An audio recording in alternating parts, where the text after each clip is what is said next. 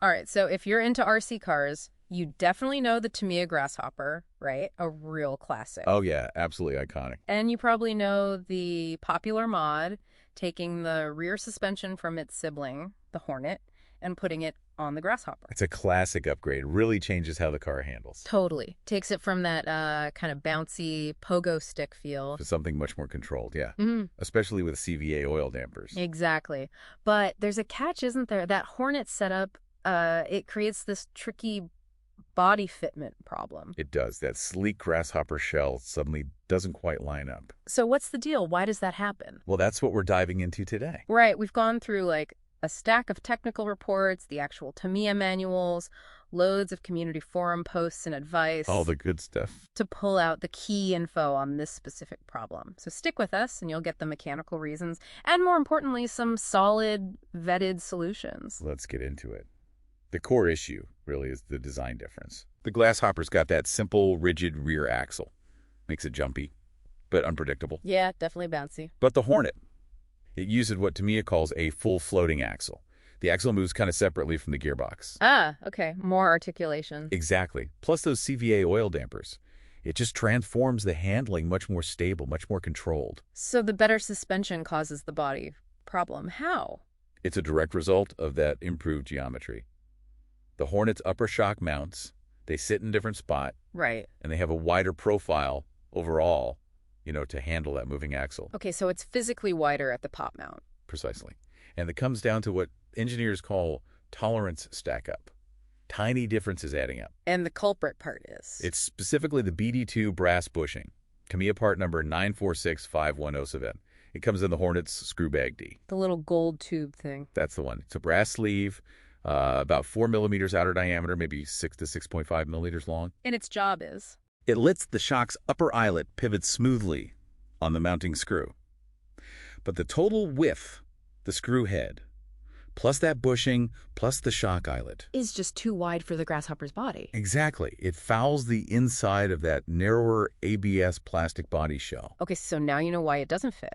And you might be thinking, well, easy fix, just leave out that little brass bushing. Yeah, seems logical, right? Yep. Make space. But absolutely do not do that. It's a really bad idea, unless maybe the car's just sitting on a shelf. Okay, why is it so bad? It's what you call a false economy. You fix the fit, but you break the function. How so? Well, first, without that smooth bushing, the plastic shock eyelet pivots directly on the rough threads of the steel screw. Oh, friction. Lots of friction, Okay. stiction binding. Mm. It completely ruins the smooth action the oil damper is supposed to provide. Right. Defeats the purpose of the upgrade. Totally. And second, wear. Those hard steel screw threads will just chew up the softer plastic eyelet really fast. Creates slop. Loads of slop, which means inconsistent damping, poor performance, and eventually, Catastrophic failure. yep, the eyelet gets weak, takes a hard landing or bump, and snap. It can break completely. Okay, message received. Don't omit the bushing. So if that's out, what are the right ways to solve this body fitment issue? There are actually some pretty elegant solutions. My preferred one, sort of the premier engineering fix, uses a specific Tamiya part. Oh, which one? It's the Tamiya SP582, part number 50582. It's a 3x14 millimeter step tapping screw. It's sometimes called a shoulder screw. Okay, step screw. What's special about it? Its design, it has a smooth shoulder section right below the head. That shoulder is 4 millimeters in diameter. The same as the OD of the brass bushing we can't use. Exactly. And the shoulder length is 6 millimeters, just right for the shock eyelet.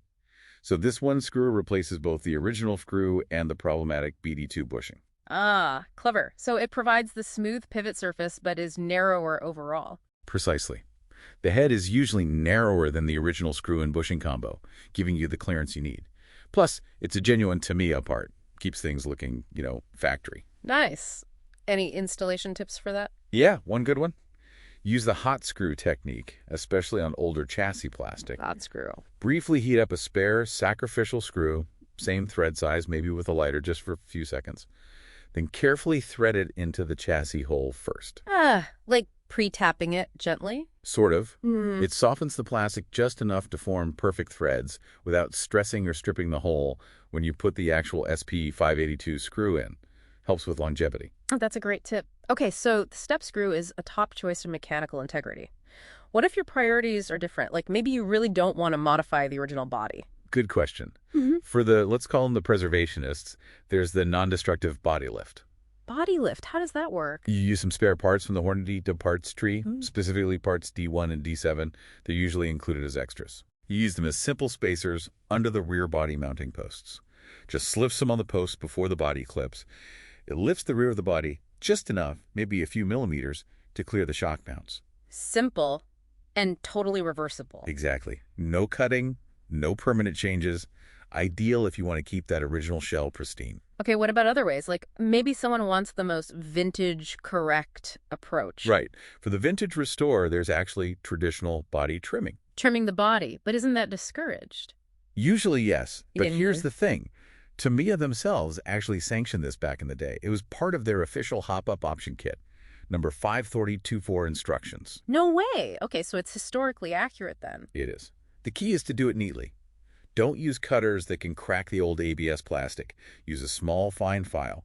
Carefully make a small notch where the shock mount hits. It's minimal, cleaned, and authentic to how it was sometimes done. Interesting. And one more, maybe for the hands-on type. Yeah, for the craftsman approach. Custom bushings. Making your own. Or modifying the stock one. You can carefully file down the length of the original BD2 brass bushing until it provides clearance. Or source some 4mm outer diameter brass tubing with a 3mm inside diameter. K&S Precision Metals is a common source. And cut your own perfect length bushing. Needs precision, but definitely doable for someone handy. Absolutely. So really the best solution depends on what you value most. Right. Preservation, go for the body lift, peak performance, and clean engineering. The SP582 step screw, using that hot screw tip. Got it. Enjoy making things yourself. Custom bushings. Want that period-correct vintage racer look.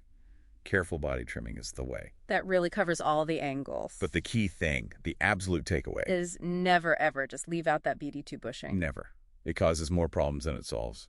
So that's our deep dive. We've sifted through the manuals, the forums, the tech specs, all to give you a shortcut to understanding and fixing this classic RC headache. Hopefully you feel pretty well informed now. And, it makes you think, if we can find these kinds of elegant, sometimes historically documented solutions for a, let's face it, fairly niche problem on a vintage RC car, Yeah. what other complex challenges, maybe in our other hobbies or even in our daily lives, might have similarly straightforward, maybe overlooked answers if we just, took the time to really deep dive into the details? Yeah. Something to ponder?